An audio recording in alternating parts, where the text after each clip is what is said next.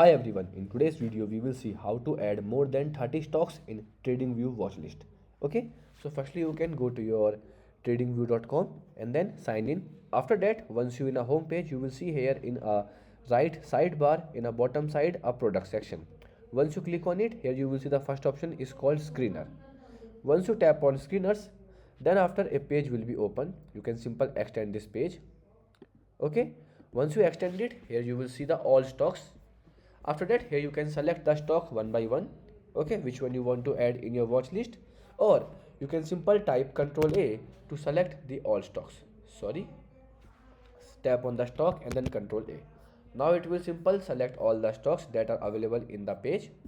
Okay, and then you can simple click on right click by your two fingers or your mouse right click, and then here you will see a add select to watch list option. Okay, so this feature will be only available for the paid users.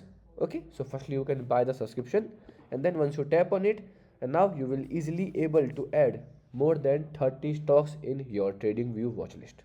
Simple click on watch list. Okay, goodbye.